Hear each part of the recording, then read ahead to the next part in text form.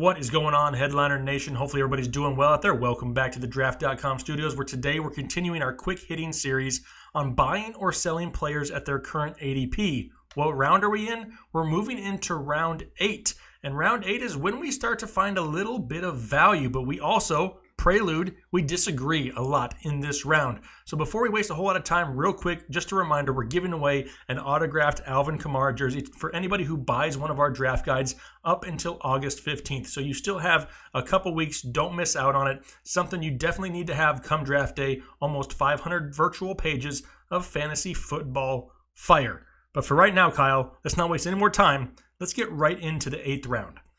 Well, kicking off the 8th round is number 1 on the depth charts, number 2 in our hearts for Philadelphia, and one of 775 running backs on the roster, Jordan Howard of the Philadelphia Eagles. And I'm going to put him as a buy here. Miles Sanders was a buy for me in the 7th. I'll put Jordan Howard here as a buy in the 8th. I think Jordan Howard, as long as he gets off to a good start for the season, you'll see him continue to get a good workload for this type of ADP. I'll keep rolling with him. No injuries, no ineffectiveness. He should be just rolling throughout the season. I'm selling. Still, I sold Miles Sanders and I'm selling Jordan Howard. It's not, anything to do with the offense or the possibilities that he may get. I just don't know what they plan on doing in this backfield. Is it going to be a 50-50 split with Howard and Sanders? Is Wendell, don't tell me I have Smallwood and Corey Clement still going to be in the mix? Does Darren Sproles come in at third down at times? There's too many questions for me, and until it gets solidified, I sold Sanders, and gosh darn it, I'm selling selling Jordan Howard. Kyler Murray is going to come in at 8.02, and still kind of kicking myself in the butt last year. I had Patrick Mahomes as a top 10 quarterback. I talked myself out of it, ended up moving him back several spots and had him as a high-end quarterback too. Should have never done it. Should have left him where it is, but I'm going to go with my gut with Kyler Murray. I like Cliff Kingsbury. I think this is going to be an offense that sets its playmakers up to succeed. David Johnson will help take the pressure off Kyler Murray. Yeah, the offensive line isn't going to be great, but the good thing is Kyler Murray is quick, he's fast, he's athletic, he's going to pick up yards on the ground, he's going to throw for a decent amount of touchdowns, he's going to run for a few touchdowns, obviously going to be throwing the ball through the air, lots of different things, lots of opportunities for points. I'll buy him here. Yeah, 100% buying Kyler Murray. The possibilities are almost endless in this offense. It's not like this is some undersized rookie quarterback who's coming into a bad situation with no offensive weapons. He's got playmakers all over the place. David Johnson in the backfield, Andy Isabella, Christian Kirk, newly drafted also Hakeem Butler, old man Larry Fitzgerald's kind of mentoring the whole group. There is a lot of options in this offense, and I've said it before, the Cardinals may not go out there and contend for the division. They may not make the playoffs. They may not win a ton of games, but they're going to score some points. They're going to be exciting, and in fantasy football, that's really all we care about. Give me that huge upside. I'm buying Kyler Murray. You keep saying may not, but I think it's will not make the playoffs. The inner fan in me just has that itty-bitty little glimpse of hope. Just a little bit. That's all right. Marvin Jones, 8.03. I'm selling him. Marvin Jones is more of a best ball buy for me this year. I think he's a guy that's going to offer you a few big touchdowns here or there. He might have a big game every once in a while, but Kenny Golladay is the number 1 target there in that offense. Kerryon Johnson is going to get a decent amount of workload catching the ball out of the backfield, I believe. TJ Hawkinson is obviously there now. So I'm going to stay away from Marvin Jones in this type of a format. I like him. I think he's a talented wide receiver, but that offense is going to run the ball a buttload this year. How dare you, as a Lions fan, pass on Marvin Jones? Because I, as a non-Lions fan, am going to buy Marvin Jones. I would rather buy Marvin Jones here in the 8th than buy Kenny Golladay in the 4th or 5th, wherever he's at right now. Marvin Jones has already proven that he can be, productful in this. I don't even know. Is productful a word? Did I just make that up? Is it productable? Productful? Productful? I don't know. We're going with it. Anyway, you know what I mean. Just a few years ago in standard leagues, he was a top 10, top 12 wide receiver. Last year, he only played 9 games, still had 5 touchdowns. The upside is there, and maybe if some of that defensive attention goes towards Kenny Golladay, Marvin Jones gets more opportunities here. Maybe even the addition of TJ Hawkinson can lighten the defensive attention on Marvin Jones. I'm buying him because if I'm buying him, that means more than likely I went heavy running back early, and I'm going to have to rely on some upside. Give me Marvin Jones. Next up in the 8th round, Old man Brees. That's right. Drew Brees is popping up here in the 8th round, and he is a pretty hard sell for me at this point. I like him. I think he's going to be productive. However, there are several quarterbacks coming up that I would rather have over him at this point. Productive So was the word I was looking for earlier. productive. Thank So you. I'm going to pass on Drew Brees here. I still think that offense is very, very good. I just think Drew Brees is more of a floor guy this year than a ceiling guy that we've seen in years past. Yeah, and I hate to say it. I mean, Breezes, king of the Drews, has been absolutely dominating fantasy football for a very long time. But we kind of saw it last year. He comes out, he has a good first half. The team gets a lead. They rely on the run game second half, and he doesn't have that huge ceiling like he used to. I see a lot of the same thing this year. They want to keep him healthy because if he goes down, they have zero chance. He is their window. As soon as he's closed, their Super Bowl chances are closed. They want to keep him upright. I'm going to sell Drew Brees also. 8.05 Sammy Watkins. Now, this hype has really started to die down since we found out Tyreek Hill is not going to be suspended at all this year. Even though he's still falling here, and even though he's the wide receiver too in Kansas City, and there's potential for upside, and if you're a Sammy Watkins truther, you probably have 975 other reasons why you should be buying him at this price. However, I don't really need any reasons. I'm just not buying him here, whether it be injuries, whether it be I just don't think he gets that big of a workload, whether it's staying on the field, being productive, doesn't matter. I can't do it. I'm going to walk away from him here in the 8th round. Well, as you turn your back and walk away, I'm going to walk up to Mr. Sammy Watkins, shake his hand, and welcome him to my team because I'm going to buy Sammy Watkins because at the point of the 8th round, I don't have to rely on him on a weekly basis. He's going to be on my bench, and maybe some of those decent matchup games that we have, I may be able to throw Sammy Watkins in there. I think he still gets used. The ceiling may just be lower now that we know Tyreek Hill is going to play. But if I don't have to rely on him, if he's my wide receiver 3 or 4, I'll take the chance on Sammy Watkins, and I'm buying. 8.06, Royce Freeman put out a post-hype sleeper video a couple of weeks ago talking about some guys who could potentially be bouncing back this year. Royce Freeman is one of those guys for me. I am going to buy him here, even with the addition of Theo Riddick. I like Royce Freeman to offer some production on the ground throughout the year.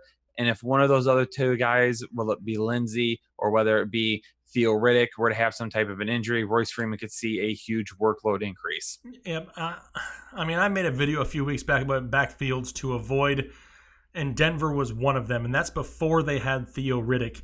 I really did want to believe that Royce Freeman was going to take a step forward. There are so many Royce Freeman haters out there, and we see them in the comments, and one of the first things they say is, oh, he sucked last year. Well, I mean, did you even look at the numbers? Because when he played, he didn't suck. He just didn't play a whole lot. A new coaching staff there. I thought he was going to get the opportunity. However, he may lose some touches. Maybe they give Philip Lindsay a few more carries and Theo Riddick a few more targets in the passing game. Whatever it is, it's just too many mouths to feed, and now I'm selling Royce Freeman. 8.07, Geronimo Allison. And then there's been a lot of talk about him and another receiver that's going to be coming up in this round and what's going to happen with them. And there's been talk that Allison's going to move to the slot and run out of the slot this year. If that happens, I like that for him. I would rather see him in the slot and MVS on the outside.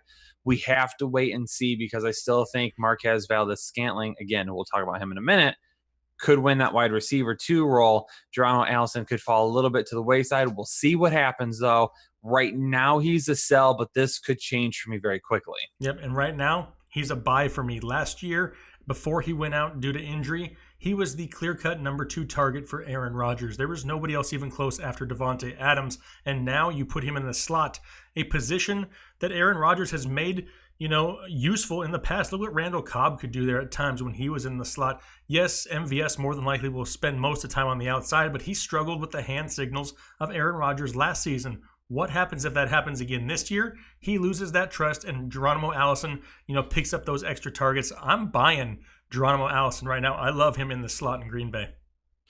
Kareem Hunt is next up on the list, and I'm going to buy him here, and I have been actually buying him in quite a few redraft leagues because even though you're spending an 8th round pick on him, it was 9th for a while. He's crept up a little bit recently. He was as high as I believe the 7th round is one time too. So he's really fluctuated a lot this offseason.